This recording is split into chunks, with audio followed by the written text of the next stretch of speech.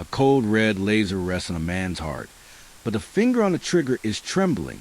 10 years ago, Ye-rin was a starving street rat pinned against a brick wall, staring into the icy eyes of the city's most brutal mafia boss. Jae-wook didn't kill her that night. He adopted her.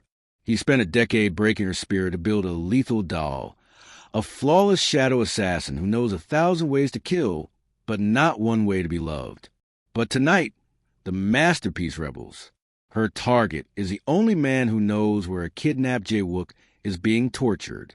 The mafia boss raised her to be a mindless weapon, but he made one fatal mistake. He let her become his only weakness. Now, as the empire crumbles, the doll must decide. Will she pull the trigger and follow his cold-blooded orders, or will she burn the city down to save the man who taught her how to bleed? The rain in the slums didn't wash things clean. It only turned the dirt into a thick, suffocating slide of mud. 12-year-old Ye-rin crouched behind a rusted dumpster, her breath coming in shallow, jagged hitches. Her target was a black sedan that looked like a sleek predator parked in a graveyard.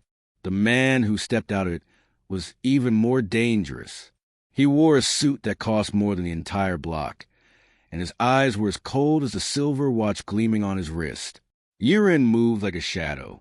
She had survived this long by being faster than the hunger gnawing at her ribs. She lunged, her small, nimble fingers grazing the cold metal of the watch. But before she could pull back, a hand clamped onto her wrist like a steel trap. "You're fast, little scavenger," a voice rumbled. It was deep, calm, and terrifying. Ye-rin snarled, baring teeth stained with the grime of the streets. She tried to bite him, but Jae-wook didn't flinch. He simply held her at arm's length, staring down at her with obsidian eyes that seemed to read every scar on her soul. Most men would have called the police or delivered a backhand strike. Jae-wook did neither. "Do it," Ye-rin spat, her voice cracking. "Kill me or let me go. I'm not begging." Jae-wook tilted his head. He didn't see a thief. He saw a wild animal with a spark of fire that the rain couldn't put out. In my world, guts get you killed, but with the right training, they make you a king. Or a queen. Instead of the police station, Ye-rin found herself thrown into the back of the sedan. They drove through the iron gates of the Beck Fortress, a sprawling estate that felt more like a prison made of marble and gold. He led her into a kitchen that smelled of things she had only ever dreamed of. A bowl of steaming hot beef stew was placed in front of her. Ye-rin hesitated for only a second before she began to eat, shoveling the food into her mouth with her bare hands. Jae-wook watched her from the shadows of the doorway, his expression unreadable. When she finished, he stepped forward and placed a small, wrapped bundle on the table. Ye-rin unwrapped it with trembling fingers. Inside lay a combat knife. The blade was matte black, designed to catch no light, and the grip fit her small hand perfectly. "The stew is the last thing I will ever give you for free," Jae-wook said, his voice dropping to a low, lethal hum. "From now on, you earn your keep. That knife is your only friend. Learn to use it, and you'll never be hungry again. Fail, and I'll put you back in the mud where I found you." Ye-rin gripped the handle. The steel was cold, but for the first time in her life, she felt a strange, flickering warmth. She wasn't just a scavenger anymore. She was a weapon in the making. The days at the Beck Fortress didn't bleed into weeks. They bled into scars. For Ye-rin, the sun no longer rose to bring light. It rose to signal the start of another 18 hours of pain.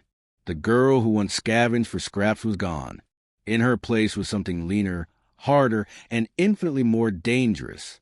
Jae-wook was a shadow that loomed over her every waking moment. He didn't offer words of encouragement or a warm hand on her shoulder. Instead, he stood on the high balcony of the training hall, his charcoal suit perfect and his face a mass of stone. He watched as she was thrown across the mats by men twice her size. He watched as her knuckles split and bled against heavy sandbags. Again, his voice would ring out, cold and echoing through the rafters. Ye-rin would pull herself up, tasting copper in her mouth. She learned that crying was a waste of moisture. She learned that pain was just information telling her where she was weak. Under the guidance of the clan's most brutal instructors, she learned the silent language of the blade. She learned how to walk across a floor of broken glass without making a sound, and how to find the softest part of man's throat in total darkness. Deep in the heart of the fortress, in a room filled with glowing monitors, Jae-wook sat alone. The blue light of the screens reflected in his obsidian eyes as he replayed the day's footage. He watched a frame-by-frame recording of Ye-rin disarming a seasoned guard. Her movements were no longer the frantic lunges of a street rat. They were precise, fluid strikes of a predator. He leaned back, his fingers steepled beneath his chin. On the screen, Ye-rin took a heavy blow to the ribs, rolled, and came up with her black combat knife pressed to her opponent's jugular in a single heartbeat. A faint, almost invisible tension in Jae-wook's jaw relaxed. It wasn't a smile. He didn't smile, but it was something far more intense. It was the look of an artist seeing his masterpiece take its first breath. He reached out, his thumb brushing the cold glass of the monitor, where Ye-rin's face was frozen in a snarl of defiance. She was becoming exactly what he needed, a weapon that belonged only to him. She was his shadow, his secret, and his greatest creation. "You're almost ready," he whispered to the empty room. Outside, the wind howled against the stone walls, but inside, the doll was finally waking up. She didn't realize yet that, while she was learning to kill for him, he was learning that he couldn't imagine a world where she didn't exist. The weapon was sharp, but the hand that held it was starting to tremble. The moon was a sliver of ice in the black sky, reflecting off the calm water of the marina. Ye-rin moved like a ghost across the deck of the Serpent, the luxury yacht belonging to the O Syndicate's lead financier. She was 20 years old now, her body a coiled spring of muscle and nerves, dressed in a sleek tactical suit that blended into the shadows. In her ear, Jae-wook's voice was a low, steady hum. 5 guards on the lower deck, 2 at the cabin door. You have 3 minutes before the patrol rotates. Ye-rin didn't reply. She didn't need to. She slipped through an open porthole, her movements silent and fluid. Inside the primary suite, the target was fast asleep. She didn't feel hatred or anger. She felt nothing. She was simply a hand holding a blade. With a single surgical movement, the mission was over. She retrieved the encrypted drive from the wall safe and vanished back into the night before the blood even cooled on the silk sheets. It was only when she was back in the reinforced van, miles away from the docks, that the world began to fracture. The adrenaline that had sustained her crashed, leaving behind a terrifying void. Her lungs felt like they were filling with salt water. The black matte finish of her combat knife, the one Jae-wook had given her years ago, seemed to glow under the dim streetlights. She looked at her hands. They weren't shaking, but she couldn't feel them. The faces of the people she had hurt over the years flashed behind her eyelids like strobe lights. She slumped against the leather seat, gasping for air that wouldn't come. The lethal doll was breaking. The van pulled into the fortress, and the door slid open. Jae-wook stood there, waiting for his report. He saw the drive in her hand, but his gaze immediately shifted to her wide, glazed eyes and her heaving chest. "Ye-rin," he said. It wasn't command. She couldn't answer. She leaned against the interior wall of the van, sliding down until her knees hit the floor. The coldness of the mission had been replaced by a heat so intense she felt she might burn alive. Jae-wook stepped into the cramped space of the vehicle. For years, there had been a wall between them, a strict rule of distance and discipline. He was the master, she was the weapon. But as he looked at the girl he had pulled from the mud, the wall crumbled. He sat on the floor beside her and did something he had never done. He reached out and pulled her into his chest. His bespoke suit was ruined by the grime on her gear, but he didn't care. He wrapped his arms around her, his large hand shielding the back of her head, anchoring her to the earth. "Breathe," he whispered into her hair, his voice cracking the ice of his own heart. "I am here. You are safe. The shadow cannot take you." Ye-rin clung to him, her fingers digging into his expensive charcoal jacket. The weapon was broken, But in the arms of the man who had created her, the girl was finally found. The no-touching rule was gone, and in its place was a bond that would cost them both everything. 2 years had passed since the night on the yacht, and the scars on Ye-rin's soul had hardened into a diamond-sharp resolve. At 22, she was no longer the trembling girl in the back of a van. By day, she wore tailored pencil skirts and silk blouses, moving through the glass offices of the Beck Corporation as Jae-wook's silent, efficient secretary. She scheduled his meetings and handled his calls with a polite, vacant smile that never reached her eyes. But by night, the silk was replaced by Kevlar and cold steel. She was a shadow, the invisible blade that cleared the path before Jae-wook even stepped onto it. The transition between these two worlds happened in the back of his armored limousine on the way to the Grand Continental Gala. The city's elite and its most dangerous criminals would be there. Inside the quiet, leather-scented cabin, the air felt thick and heavy. Jae-wook sat across from her, adjusted his cufflinks, his obsidian eyes tracking the way Ye-rin checked the hidden holster strapped to her thigh beneath her evening gown. "The O Syndicate will have eyes everywhere tonight," Jae-wook said, his voice a low vibration in the small space. "Stay close. Don't leave my side for a second." "I am your shadow, Jae-wook," she replied, smoothing the fabric of her deep emerald dress. "I don't know how to be anything else." He reached out, his hand hovering near her face before he tucked a loose strand of hair behind her ear. His touch was brief, but it sent a jolt of electricity through her that had nothing to do with combat. The no-touching rule they had broken years ago had never truly been reinstated. Instead, it had evolved into a magnetic pull that grew stronger with every passing day. As they stepped out of the car and into the flashing lights of the gala, the world became a minefield. Jae-wook placed his hand on the small of her back, a gesture that looked like a possessive husband to the public, but felt like a tactical anchor to Ye-rin. They moved to the ballroom, a sea of diamonds and hidden daggers. Every smile from a rival was a threat. Every handshake was a test of strength. Ye-rin felt the weight of the small knife hidden in her garter and the weight of Jae-wook's gaze whenever he thought she wasn't looking. She was his greatest weapon, kept in a cage of gold and silk. She was safe, she was pampered, and she was lethal.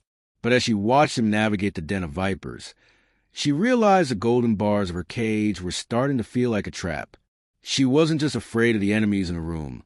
She was afraid of how much she wanted to stay in this cage forever, as long as he was the one holding the key.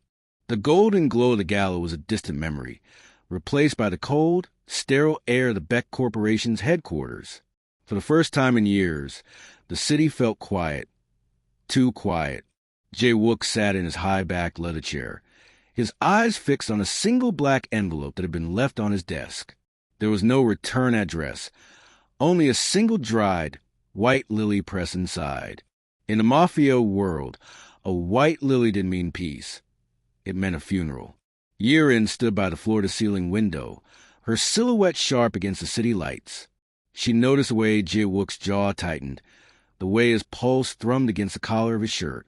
He was a man who had faced down firing squads without blinking, but the sight of that flower made his hand tremble almost imperceptibly. "The O Syndicate isn't hitting our shipments," Jae-wook said, his voice dropping to a dangerous, low frequency. "They've stopped trying to buy out our board members. They've gone silent on every front that matters to business." Ye-rin turned, her brow furrowed. "Then what are they waiting for?" "They aren't waiting for a profit, Ye-rin. They're waiting for a moment of weakness." He looked up at her, his obsidian eyes filled with sudden, raw terror that he usually reserved for shadows. "They realize that killing me doesn't destroy the Beck family, but losing you would." The realization hit the room like a physical weight. The O Syndicate had stopped being businessmen. They had become hunters. They had watched the way Jae-wook stayed a second too long at her desk. They had noticed the way his hand lingered on her shoulder during the gala. They knew that the lethal doll wasn't just his weapon. She was his heart, beating outside of his chest. Later that evening, the first move was made. Ye-rin was driving back to the fortress when a black SUV clipped her rear bumper. It was a calculated, Precise hit. She didn't panic. Her training took over instantly. She reached for the suppressed pistol in her glove box, but as she checked her rearview mirror, she saw something that made her blood turn to ice. A digital screen on the dash of the pursuing car flickered to life, showing a live feed of Jae-wook's private study. A red sniper was centered perfectly on the back of his head as he worked, unaware of the threat. The message was clear. We don't want your life. We want your fear. Ye-rin realized with a jolt of horror that the more she protected him, the more of a target she became. She wasn't just a shadow anymore. She was a liability. The old syndicate had found the one thing Jae-wook couldn't afford to lose, and they were ready to tear the city apart to take it from him. The morning after the car chase, a velvet box appeared on a mahogany console in the foyer. It was wrapped in silver silk with no card attached. Inside, resting on a bed of black satin, was a teardrop emerald necklace. The gem was deep, dark, and beautiful, the exact color of the gown Ye-rin had worn to the gala. Jae-wook watched from the top of the stairs as Ye-rin lifted the jewelry. "A gift?" he asked, his voice echoing in the vast, quiet hall. "It was at the door," she said, her fingers tracing the cold gold chain. No name, just a note that said for the jewel of the Beck family. For a moment, Jae-wook let his guard down. He wanted to believe it was a tribute, a sign of respect from an ally. He walked down and took the necklace from her, his fingers brushing her neck as he fastened the clasp. The intimacy of the moment felt like a dream, but as the emerald settled against her skin, a faint, rhythmic heat began to pulse from the setting. Jae-wook's eyes went cold. He was a man who lived by the rule of suspicion. He leaned in closer, not to kiss her, but to listen. A tiny, high-pitched hum vibrated against the stone. "Take it off," he hissed, his voice slicing through the air. "Now!" But it was too late. The necklace wasn't a tribute. It was a lighthouse. At that exact moment, the heavy reinforced glass of the penthouse windows shattered in a deafening spray of diamonds. The rhythmic thump-thump-thump of a high-caliber machine gun tore through the living room, shredding the expensive furniture into dust. Jae-wook tackled Ye-rin to the floor, shielding her body with his own as a storm of lead flew over their heads. Red laser dots swarmed the walls like angry insects. The old syndicate hadn't just tracked her. They had used her to find the exact coordinates of Jae-wook's private sanctuary. They're inside the elevator. Ye-rin shouted over the roar of the gunfire. She reached for the backup pistol hidden under the coffee table, her movement sharp and robotic despite the chaos. Jae-wook pulled her into the safety of the kitchen island, his charcoal suit jacket torn and stained with drywall dust. He looked at the emerald necklace, still clutched in her hand. It was a beautiful poison lie. He realized then that his enemies weren't just trying to kill him anymore. They were turning his affection for Ye-rin into the very rope they would use to hang him. "Stay behind me," he growled, drawing his own weapon. But as the door to the penthouse kicked open, Ye-rin didn't stay behind him. She stood up, her eyes burning with a cold, street-born fury. The lethal doll was done being the target. She was ready to be the storm. The penthouse was a cage of fire and shattered glass. Jae-wook grabbed Ye-rin's arm, pulling her toward the private elevator that led to the basement garage. They hit the pavement in his armored sedan just as a line of black motorcycles roared into view. The chase was on.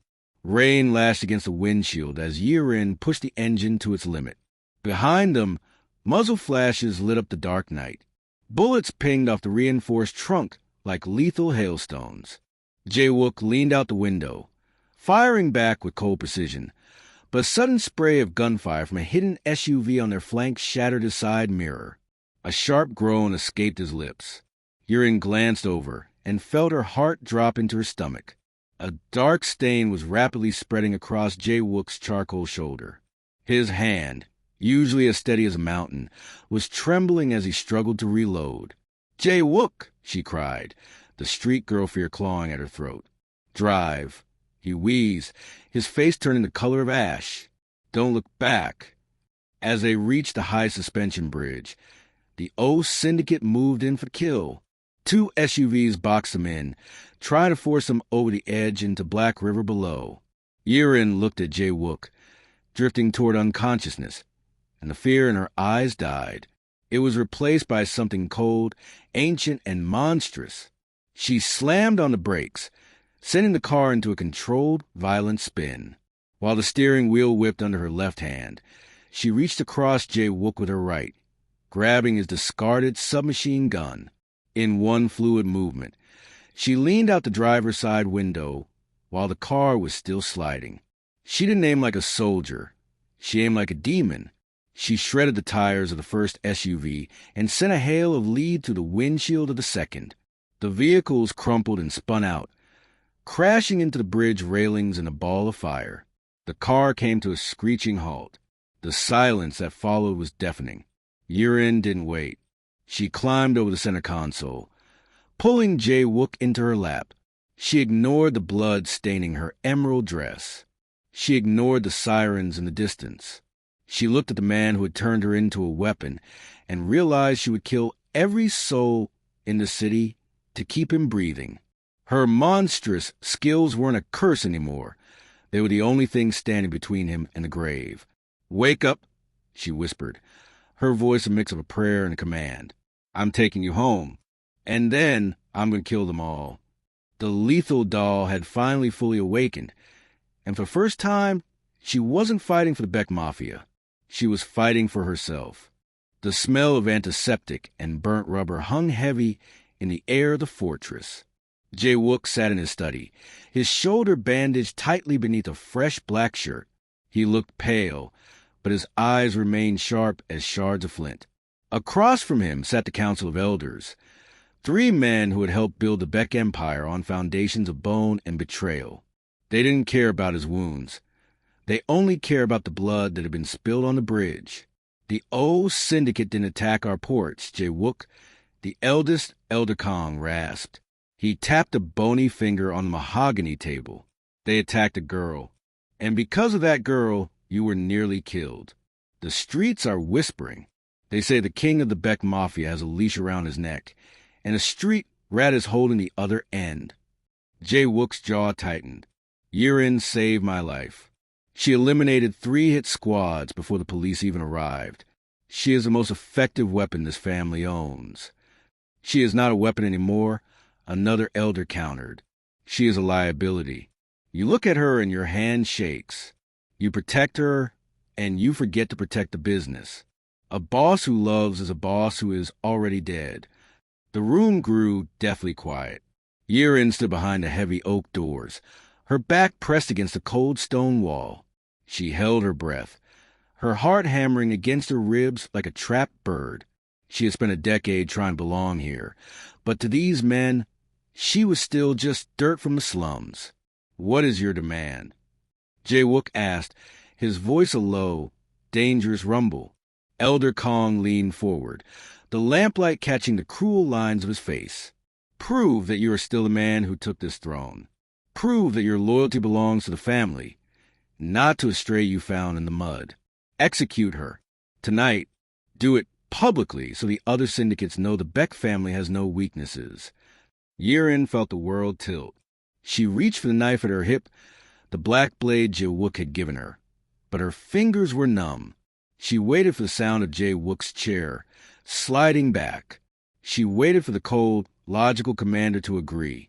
Instead, there was a long, suffocating silence. When Jae-wook finally spoke, his voice was like grinding stones. "You want me to destroy the only thing in this world that makes this empire worth having. We want you to survive," Kong snapped. "Choose, Jae-wook, the girl's life or your crown. If she is still alive by dawn, the council will declare you unfit. We will take the girl ourselves, and then we will come for you." Jae-wook didn't answer. Inside the study, he stared at the closed door, knowing Ye-rin was on the other side. Outside, Ye-rin gripped her knife, finally realizing that her greatest enemy wasn't the rival gangs. It was the very family she had bled to protect. The moon was swallowed by thick, bruising clouds as the Beck family gathered at the edge of the abandoned quarry. This was the place where traitors were erased. The council of elders sat in the back of their black sedans, their cold eyes fixed on the center of the clearing. Ye-rin stood in the dirt, her hands bound behind her back with thick hemp rope. She looked small against the towering cliffs, her white dress stained with the grime of the journey. 10 paces in front of her, Jae-wook stood alone. He held his heavy service pistol, the matte black barrel glinting under the harsh floodlights of the cars. "Do it." Elder Kang's voice crackled over a megaphone. "Show the city that the Beck family has no heart." Jae-wook's face was a mask of frozen marble. He didn't look at the elders. He looked only at Ye-rin. For a heartbeat, the mask slipped, and she saw the raw, bleeding agony in his eyes. He stepped closer, pressing the cold muzzle of the gun against her forehead. "Forgive me," he mouthed, so low only the wind could hear. He pulled the trigger.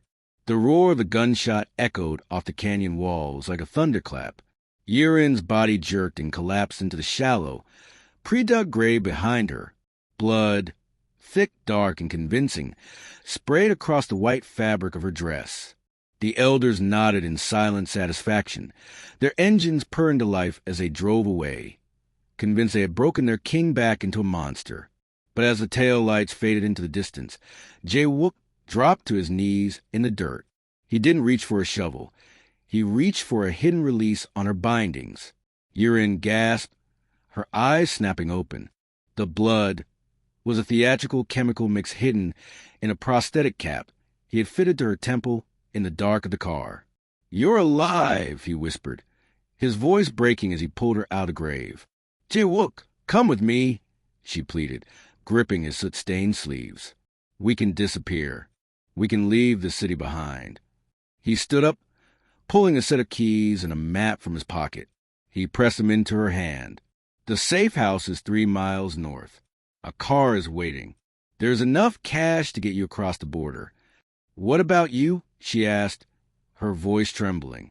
Jae-wook looked back toward the city, where the council's lights flickered like predatory eyes. "They think I've killed my heart. Now, I'm going to show them what a man with nothing left to lose can do. I brought you into this world to be a weapon you're in. Now I'm going to burn it down so you can be free." He didn't give her a chance to argue. He turned his back on her and walked toward his car, leaving the girl he loved in the shadows of the quarry. He was going to face the council alone, walking into a death trap so that his greatest weakness could finally become her own strength. The safe house was cold, quiet, and smelled of stale pine. Ye-rin sat on the edge of a cot, staring at the keys in her hand. The silence was louder than the gunshot in the quarry. She could still feel the phantom pressure of the gun against her forehead and the heat of Jae-wook's breath when he whispered his goodbye. He had given her everything, a home, a name, and now her freedom. But freedom felt like ash in her mouth. She looked at the map he had provided. It led to a life of peace, far away from the blood and the shadows. Then she looked at her hands. They weren't shaking anymore. They were steady, resting on the matte black handle of the knife she had carried since she was 12. Jae-wook thought he was saving her by sending her away, but he had forgotten one thing. He hadn't raised a victim. He had raised a predator. "You're a fool, Jae-wook," she whispered into the dark. "You taught me how to hunt. Did you really think I wouldn't come for you?" She didn't take the car meant for her escape. Instead, she hot-wired a motorcycle hidden in the safe house garage and tore back toward the city. The rain was a freezing curtain, but she didn't feel the cold. All she could see was the council's headquarters, a glass and steel fortress in the heart of the business district. Breaking into the building was supposed to be impossible. It was guarded by elite mercenaries and laser-grid security. But Ye-rin was a shadow. She knew the vents, the blind spots in the cameras, and the rhythm of the guard rotations because Jae-wook had made her memorize them. She scaled the side of the building, her fingers gripping the wet stone with a strength born of desperation. She slipped through a maintenance hatch on the 40th floor, moving through the halls like a ghost. Anyone who stood in her way fell silently, hit with the surgical precision of a girl who had no room for mercy left in her heart. As she reached the heavy double doors of the council chamber, she heard the sound of fist hitting bone and the unmistakable, weary grunt of Jae-wook. "Tell us where you hit her," Elder Kang's voice sneered. "And maybe we'll kill you quickly." Ye-rin didn't wait for a reply. She kicked the doors open, the light from the hallway silhouetting her like an avenging angel. Her white dress was torn and stained with the mud of the grave, but her eyes were twin flames of obsidian fury. Jae-wook, chained to a chair and covered in blood, looked up in horror. "Ye-rin, no. Get out of here." She didn't look at him. She didn't look at the dozen guns suddenly pointed at her chest. She looked straight at Elder Kang and drew her black blade. "He told me I was a weapon," she said, her voice a low, lethal hum, "and a weapon belongs in the hand of its master. I'm not leaving without him." The air in the council chamber was thick with the scent of ozone and copper. Gunmen circled Ye-rin, their fingers twitching on their triggers, but she didn't flinch. Her gaze remained locked on Elder Kang, who sat behind a heavy oak desk, a cruel smile twisting his lips.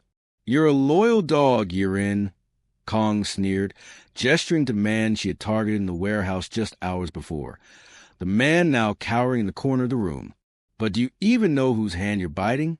You hesitate to kill this man because you think he's a lead. You think he's the key to Jae-wook's safety." Jae-wook struggled against his chains, his voice a ragged plea. "Ye-rin, don't listen to him. Just take the shot and get out of here." Kang laughed, a dry, rattling sound. "Tell her, Jae-wook, tell her why you really picked her out of that gutter 10 years ago. It wasn't just potential. It was penance." The elder tossed a weathered, blood-stained photograph onto the floor. Ye-rin glanced down. It was a picture of a young couple standing in front of a modest flower shop. The man in the photo had the same sharp jawline as her. The woman had her eyes. That man in the corner? That's the butcher who executed your biological parents for a handful of pocket change. Kang revealed, his eyes gleaming with malice. Jae-wook found you because he was already hunting them. He didn't just adopt a street rat. He tracked down the monsters who orphaned you and methodically tore their lives apart before he ever brought you home. Ye-rin's world tilted. She looked at Jae-wook, whose head was bowed in shame. "I was going to tell you," Jae-wook whispered, his voice thick with emotion. "I wanted you to be strong enough to face the truth. I didn't want you to be a weapon for the Beck family. I wanted you to be the weapon that finally finished your own story." The man in the corner scrambled backward, realization dawning on his face. "I was just following orders. Jae-wook killed the others. He's the one who took everything from me." Ye-rin felt a strange, cold calm wash over her. Every brutal training session, every scar, and every cold night in the fortress suddenly made sense. Jae-wook hadn't been breaking her spirit. He had been sharpening it. He hadn't raised a tool. He had raised a survivor.